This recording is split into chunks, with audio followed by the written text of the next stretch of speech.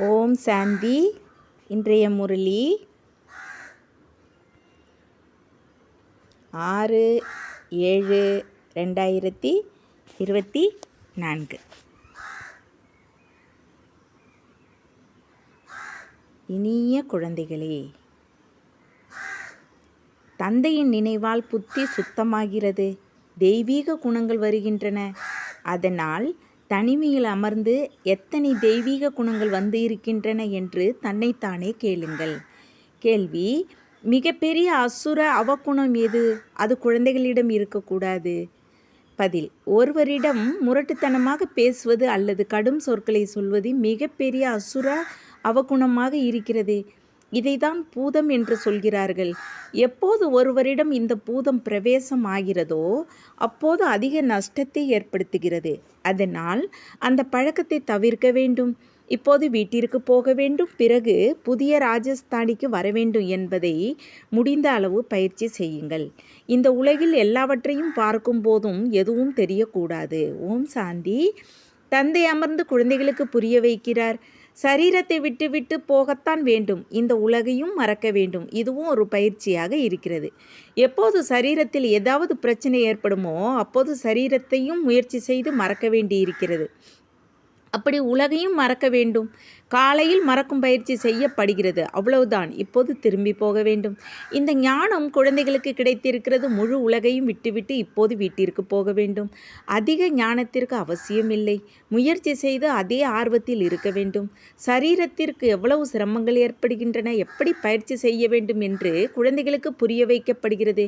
நீங்கள் முற்றிலும் இல்லாததைப் போல பயிற்சி செய்வது நல்லது. இன்னும் கொஞ்ச நேரமே பாக்கி இருக்கிறது. வீட்டிற்கு போக வேண்டும். பிறகு தந்தையின் உதவியும் கிடைக்கிறது அல்லது இவரின் உதவியும் கிடைக்கிறது. நிச்சயம் உதவி கிடைக்கிறது. கூடவே முயற்சியும் செய்ய வேண்டியதாக இருக்கிறது. இங்கே கண்ணுக்கு தெரியும் எதுவும் இருக்க போவது இல்லை. இப்போது வீட்டிற்கு போக வேண்டும். அங்கிருந்து உங்கள் ராஜஸ்தானிக்கு வர வேண்டும். கடைசியில் போக வேண்டும், பிறகு வர வேண்டும் என்ற விஷயங்கள் மட்டும் இருக்கும். இது நினைவில் இருந்தால் தொந்தரவு செய்யும் சரீரத்து வியாதியும் தானாக குளிர்ந்து விடுவதை பார்க்க முடியும். அந்த மகிழ்ச்சி இருந்துவிடும். மகிழ்ச்சியை போன்ற சத்துணவு இல்லை. எனவே குழந்தைகளுக்கும் இதை புரிய வைக்க வேண்டியதாக இருக்கிறது. குழந்தைகளே, இப்போது வீட்டிற்கு போக வேண்டும். இனிய வீட்டிற்கு போக வேண்டும். இந்த பழைய உலகை மறக்க வேண்டும். இதை தான் நினைவு யாத்திரை என்று சொல்கிறார்கள். இது இப்போதே குழந்தைகளுக்கு தெரிகிறது. தந்தை ஒவ்வொரு கல்பமும் வருகிறார். கல்பத்திற்கு பிறகு மீண்டும் சந்திப்போம் என்று சொல்கிறார். குழந்தைகளே, இப்போது நீங்கள் எதை கேட்கிறீர்களோ அதையே கல்பத்திற்கு பிறகு கேட்பீர்கள் என்று தந்தை சொல்கிறார். இது குழந்தைகளுக்கு தெரியும். நான் ஒவ்வொரு கல்பமும் வந்து குழந்தைகளுக்கு வழி சொல்கிறேன் என்று தந்தை சொல்கிறார். அதன்படி நடப்பது குழந்தைகளின் வேலை. தந்தை வந்து வழி சொல்கிறார், கூடவே அழைத்து செல்கிறார். வழியை மட்டும் சொல்லாமல் கூடவே அழைத்து செல்கிறார்.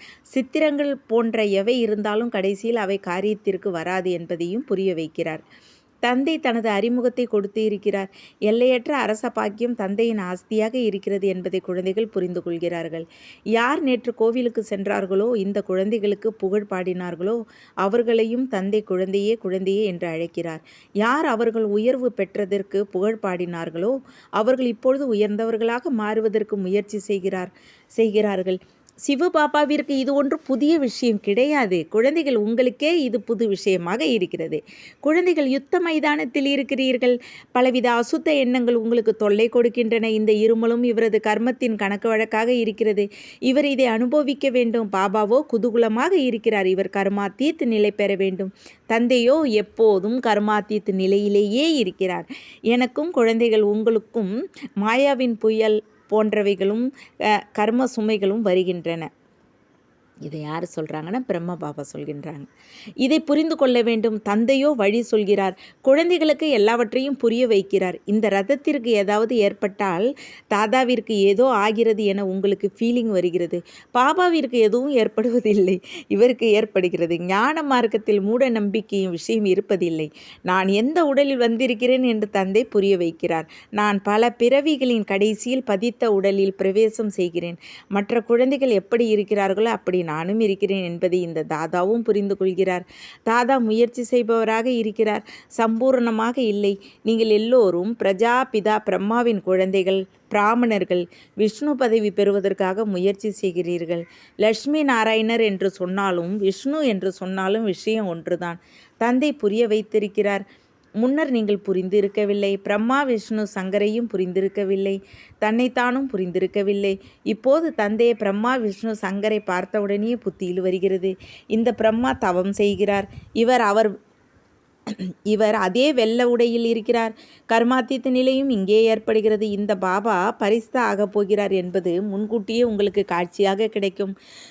நாம் கர்மாத்தீத்த நிலை பெற்று நம்பர்வார் பரிஸ்தா ஆவோம் என்பது உங்களுக்கு தெரியும். நீங்கள் பரிஸ்தா ஆகும்போது இப்போது சண்டை நடக்கும் என்பதை புரிந்து கொள்வீர்கள்.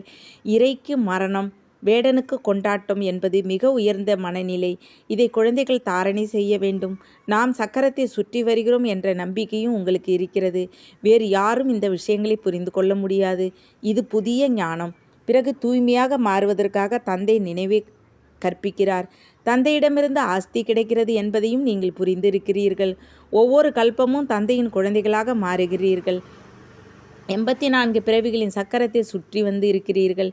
நீங்கள் ஆத்மா, பரமபிதா பரமாத்மா தந்தை. இப்போது தந்தையை நினைவு செய்யுங்கள் என்று நீங்கள் யாருக்கு வேண்டுமானாலும் புரிய வையுங்கள். அப்போது தெய்வீக பிரின்ஸ் ஆக வேண்டும் என்றால் இவ்வளவு முயற்சி செய்ய வேண்டும். விகாரம் போன்றவற்றை விட வேண்டும் என்பது அவரது புத்தியில் வரும்.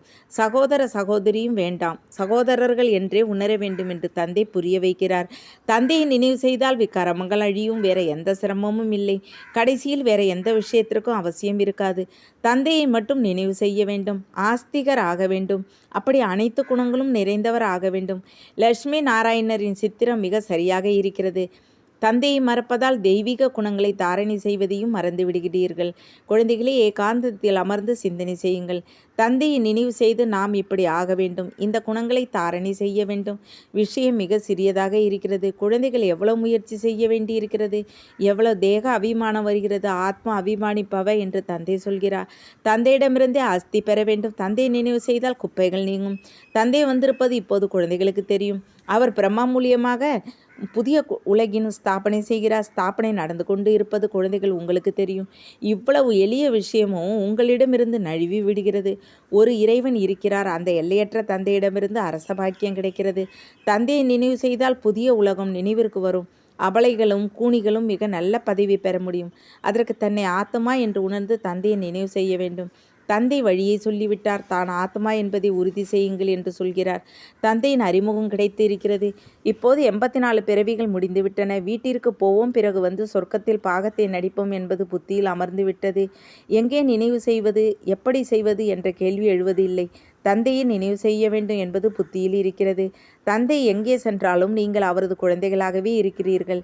எல்லையற்ற தந்தையை நினைவு செய்ய வேண்டும். இங்கே அமர்ந்து இருக்கும்போது உங்களுக்கு ஆனந்தம் வருகிறது.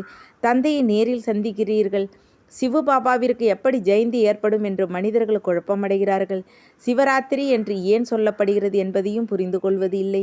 இரவில் ஜெயந்தி ஏற்படுகிறது என்று ஸ்ரீ கிருஷ்ணருக்கு சொல்கிறார்கள். எனினும் அது இந்த ராத்திரியின் விஷயம் இல்லை. அரை கல்ப இரவு முடிகிறது. பிறகு புதிய உலகை ஸ்தாபனை செய்வதற்கு தந்தைக்கு வரவேண்டியதாக இருக்கிறது. இது மிக எளிய விஷயம். எளிது என்ற குழந்தைகள் நீங்களும் புரிந்து கொள்கிறீர்கள். தெய்வீக குணங்களை தாரணை செய்ய வேண்டும். இல்லை என்றால் 100 மடங்கு பாவமாகிவிடும். என்னை நிந்தனை செய்பவர்கள் லட்சியத்தை எட்ட மாட்டார்கள். தந்தையை நிந்தனை பெற வைத்தால் பதவியை அழிந்துவிடும். மிக இனியவர்களாக மாற வேண்டும். முரட்டுத்தனமாக பேசக்கூடாது. இது தெய்வீக குணம் இல்லை, இது அசுர அவக்குணம் என்பதை புரிந்து கொள்ள வேண்டும். இது உங்கள் தெய்வீக குணமில்லை என்று அன்போடு புரிய வைக்க வேண்டியதாக இருக்கிறது. இப்போது கலியுகம் முடிகிறது. இது சங்கம யுகம் என்பதும் குழந்தைகளுக்கு தெரியும். மனிதர்களுக்கு எதுவும் தெரியாது. கும்பகர்ண உறக்கத்தில் தூங்கிக் கொண்டு இருக்கிறார்கள். இன்னும் 40,000 வருடங்கள் இருக்கின்றன. நாம் வாழ்ந்து கொண்டே இருப்போம், சுகத்தை அனுபவித்து கொண்டே இருப்போம் என்று நினைக்கிறார்கள். நாளுக்கு நாள் இன்னும் தமோ பிரதானமாக மாறுவோம் என்பதை புரிந்து கொள்ளவில்லை. குழந்தைகள், நீங்கள் விநாசத்தின் காட்சிகளையும் பார்த்து இருக்கிறீர்கள். போக போக பிரம்மாவின் ஸ்ரீ கிருஷ்ணரின் காட்சிகளையும் பார்த்து கொண்டே இருப்பீர்கள். பிரம்மாவிடம் போவதால் நீங்கள் சொர்க்கத்தின் பிரின்ஸ் ஆவீர்கள். அதனால் பெரும்பாலும் பிரம்மா மற்றும் ஸ்ரீ கிருஷ்ணர் இருவரின் காட்சிகள் கிடைக்கின்றன. சிலருக்கு விஷ்ணுவின் காட்சி கிடைக்கிறது. எனினும் அதன் மூலம் அவ்வளவு புரிந்து கொள்ள முடியாது. நாராயணரின் காட்சி கிடைத்தால் புரிந்து கொள்ளலாம். தேவர்களாக மாறவே நாம் இங்கே வருகிறோம். இப்போது நீங்கள் சிருஷ்டியின் முதல் இடை கடைசியின் பாடத்தை படிக்கிறீர்கள். நினைவிற்காக பாடம் கற்பிக்கப்படுகிறது. பாடத்தை ஆத்மா படிக்கிறது. தேகத்தின் உணர்வு அகன்று விடுகிறது. ஆத்மாவே எல்லாவற்றையும் செய்கிறது. நல்ல பழக்கமோ கெட்ட பழக்கமோ ஆத்மாவில் தான் இருக்கிறது. இனிமையிலும் இனிமையான குழந்தைகள், நீங்கள் 5000 வருடங்களுக்கு பிறகு வந்து சந்திக்கிறீர்கள். நீங்கள் அவர்களே. தோற்றமும் அப்படியே இருக்கின்றன. 5000 வருடங்களுக்கு முன்பும் நீங்களே இருந்தீர்கள். 5000 வருடங்களுக்கு பிறகு நீங்களே வந்து சந்திக்கிறீர்கள். நீங்கள் எங்களை மனிதர்களிலிருந்து தேவர்களாக மாற்றிக்கொண்டிருக்கிறீர்கள் என்று நீங்களும் சொல்லுகிறீர்கள். நாம் தேவர்களாக இருந்தோம், பிறகு அசுரர்கள் ஆகிவிட்டோம். தேவர்களின் குணங்களை பாடி வந்தோம், நமது அவகுணங்களை வர்ணனை செய்து வந்தோம். இப்போது மீண்டும் தேவி தேவர்களாக மாற வேண்டும். ஏன் என்றால் தேவலோகத்திற்கு போக வேண்டும். அதனால் இப்பொழுது நல்லபடியாக முயற்சி செய்து உயர்ந்த பதவி பெற வேண்டும். படியுங்கள் என்று டீச்சர் எல்லோருக்கும் சொல்வார் தானே. நல்ல மதிப்பெண்களை பெற்றால் எனது பெயரும் பெரியதாகும், உங்கள் பெயரும் பெரியதாகும். பாபா உங்களிடம் வரும்போது மனதில் எதுவும் தோன்றுவதில்லை, எல்லாம் மறந்து விடுகிறது. வந்தவுடனேயே மனம் அமைதியாகி விடுகிறது என்று பலர் சொல்கிறார்கள். இந்த உலகம் இறந்து கிடப்பதைப் போல இருக்கிறது. நீங்கள் பிறகு புதிய உலகில் வருவீர்கள். அது மிக அழகிய புதிய உலகமாக இருக்கும். சிலர் சாந்தி தாமத்தில் ஓய்வு எடுப்பார்கள், சிலருக்கு ஓய்வு கிடைப்பதில்லை. ஆல்ரவுண்டு பாகம் இருக்கிறது. எனினும் தமோ பிரதான துக்கத்தில் இருந்து விடுபட்டு விடுகிறார்கள். அங்கே சாந்தி சுகம் எல்லாம் கிடைக்கும். அதனால் அப்படி நல்லபடியாக முயற்சி செய்ய வேண்டும். அதற்காக தலையெழுத்தில் எது இருக்குமோ அது நடக்கட்டும் என்று இருக்கக்கூடாது. முயற்சி செய்ய வேண்டும். ராஜஸ்தானி ஸ்தாபனையாகிறது என்று புரிய வைக்கப்படுகிறது. நாம் ஸ்ரீமத்துப்படி நமக்காக ராஜஸ்தானியை ஸ்தாபனை செய்து கொண்டு இருக்கிறோம். எந்த பாபா ஸ்ரீமத்து கொடுப்பாரோ அவர் தானே ராஜா ஆவது இல்லை. அவரது ஸ்ரீமத்து மூலமாக நாம் ஆகிறோம். இது புதிய விஷயந்தானே. ஒருபோதும் யாரும் கேட்டதும் இல்லை, பார்த்ததும் இல்லை. ஸ்ரீமத்துப்படி நாம் வைகுண்டத்தின் ராஜ்யத்தை ஸ்தாபனை செய்கிறோம் என்பதை இப்போது நீங்கள் புரிந்து கொள்கிறீர்கள். நாம் எண்ணற்ற முறை ராஜ்யத்தை ஸ்தாபனை செய்து இருக்கிறோம், ராஜ்யம் செய்கிறோம், பிறகு இழக்கிறோம். இந்த சக்கரம் சுற்றி கொண்டே இருக்கிறது. பாதிரியர்கள் எப்போது வலம் வர செல்வார்களோ அப்போது மற்ற யாரையும் பார்க்கவும் விரும்புவதில்லை. கிறிஸ்துவின் நினைவில் மட்டும் இருக்கிறார்கள், அமைதியாக வலம் வருகிறார்கள். புரிகிறதா? எந்த அளவு கிறிஸ்துவின் நினைவில் இருக்கிறார்கள், நிச்சயம் கிறிஸ்துவின் காட்சி கிடைத்திருக்கும். எல்லா பாதிரியர்களும் அப்படி இருப்பது இல்லை. கோடியில் ஒருவர் அப்படி இருப்பர். நீங்களும் நம்பர்வாரி இருக்கிறீர்கள். கோடியில் ஒருவர் இப்படி நினைவில் இருக்கக்கூடும். முயற்சி செய்து பாருங்கள். தந்தையை நினைவு செய்து சுய தரிசன சக்கரத்தை சுற்றி கொண்டே இருங்கள். சுய தரிசன சக்கரம் அப்படின்னா ஃபஸ்ட்டு நம்ம அனாதியாக, அதாவது உடம்பு இல்லாத ஆத்மாவாக பரந்தாமத்தில் இருந்தோம். ஃபஸ்ட்டு அதை நினைக்கணும். ரெண்டாவது, சத்தியுகத்தில், அதாவது தேவி தேவர்களாக வாழ்ந்தோம். சத்தியுகம் ஃபஸ்ட்டு வருது இல்லையா, அந்த உலகத்தில் தேவி தேவர்களாக வாழ்ந்தோம் அப்படின்னு நினைக்கணும். மூணாவது, தாப்பரில் நம்மளை பூஜித்தாங்க, அதாவது தேவி தேவர்களாக அந்த 21 ஜென்மம் வாழ்ந்தத அதோட நினைவாக தாப்பரில் வந்து மக்கள் என்ன பண்ணுறாங்கன்னா அதை பூஜிக்கிறாங்க, பூஜை செய்கிறாங்க. அந்த உருவத்துக்கு அதை உருவமாக செய்து பூஜை செய்கிறாங்க, கோயில் கட்டி. அதை நினைக்கணும்.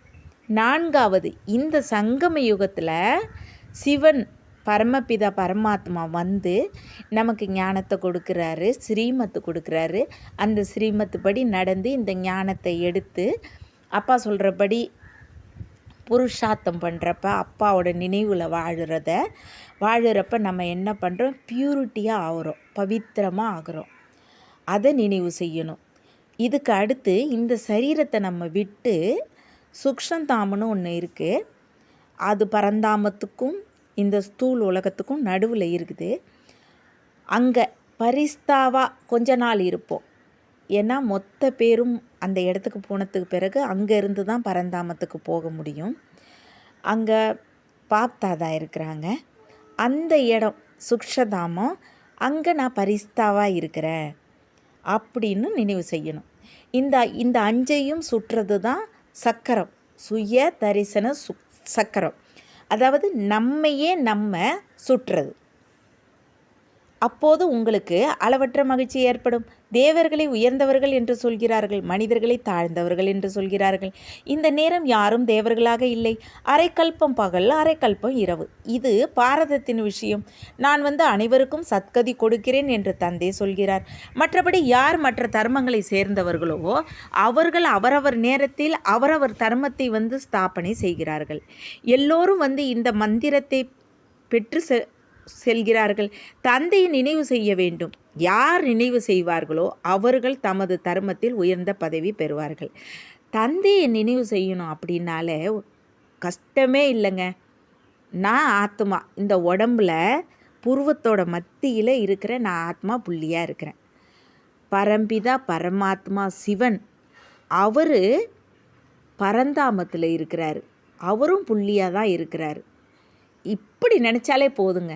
இந்த நினைவு தான், இதுதான் நமக்கு சொர்க்கத்துக்கு போகிற வழி. இப்படி நினைத்தால் மட்டும்தான் சொர்க்கத்திற்கு போக முடியும். தந்தையை நினைவு செய்ய வேண்டும். யார் நினைவு செய்வார்களோ அவர்கள் தமது தர்மத்தில் உயர்ந்த பதவி பெறுவார்கள். குழந்தைகள், நீங்கள் முயற்சி செய்து ஆன்மீக மியூசியத்தை, அதாவது கல்லூரியை திறக்க வேண்டும். உலகின் ராஜ்யம், அதாவது சொர்க்கத்தின் ராஜ்யம் நொடியில் எப்படி கிடைக்கும் என்பதை புரிந்து கொள்ளுங்கள் என்று எழுதுங்கள். தந்தையை நினைவு செய்தால் வைகுண்டத்தின் அரச பாக்கியம் கிடைத்துவிடும். நல்லது. இனிமையிலும் இனிமையான காணாமல் போய் கண்டெடுக்கப்பட்ட செல்ல குழந்தைகளுக்கு தாய் தந்தை பாப்தாதாவின் அன்பு நினைவுகள் மற்றும் காலை வணக்கம். ஆன்மீக குழந்தைகளுக்கு ஆன்மீக தந்தை நமஸ்காரம். ஆன்மீக தந்தைக்கு ஆன்மீக குழந்தைகளின் அன்பு நினைவுகள் மற்றும் நமஸ்தே. தாரணைக்கான முக்கிய சாரம்: 1. போக வர ஒரு தந்தை நினைவு மட்டுமே இருக்கணும். மற்ற எதையும் பார்க்காமல் இருக்கும் பயிற்சி செய்ய வேண்டும். என்னிடம் தெய்வீக குணங்கள் எதுவரை வந்திருக்கின்றன என்பதை தனிமையில் இருந்து சோதனை செய்ய வேண்டும். 2. தந்தையின் பெயர் கெடும்படி எந்த காரியத்தையும் செய்யக்கூடாது. தெய்வீக குணங்களை தாரணை செய்ய வேண்டும். எப்போது வீட்டிற்கு போக வேண்டும், பிறகு நமது ராஜஸ்தானிக்கு வர வேண்டும் என்பது புத்தியில் இருக்க வேண்டும். வரதானம்: சேவைகளில் சுபபாவனை சேர்ப்பதன் மூலமாக சக்திசாலி பலனை பெறும் வெற்றி மூர்த்தி ஆகுங்க. என்ன சேவை செய்தாலும் அதில் அனைத்து ஆத்மாக்களின் ஒத்துழைப்பும் பாவனையும் இருக்க வேண்டும். மகிழ்ச்சியின் பாவனையும் பாவனையும் இருக்க வேண்டும். அப்போது ஒவ்வொரு காரியமும் எளிதில் வெற்றி பெறும். முந்தைய காலத்தில் எப்படி ஒருவர் காரியத்தை செய்வதற்கு செல்லும் பொழுது முழு குடும்பத்தில் உள்ளவர்களை ஆசீர்வாதங்களை பெற்று சென்றாரோ, அப்படி தற்கால சேவையில் இதை சேர்க்க வேண்டும். எந்த ஒரு காரியத்தையும் ஆரம்பிப்பதற்கு முன்னால் அனைவருடைய சுப பாவனையும் சுப விருப்பத்தையும் பெறுங்கள். அனைவருடைய திருப்தியின் பலனை நிரப்புங்கள். அப்போது சக்திசாலி பலன் வெளிப்படும். ஸ்லோகன்: தந்தை எப்படி அப்படியே செய்கிறேன் என்று சொல்கிறாரோ, அப்படி நீங்களும் சேவையில் அப்படியே செய்கிறேன் என்று சொன்னால் புண்ணியம் சேரும். ஓம் சாந்தி பாபா. தேங்க்ஸ் பாபா.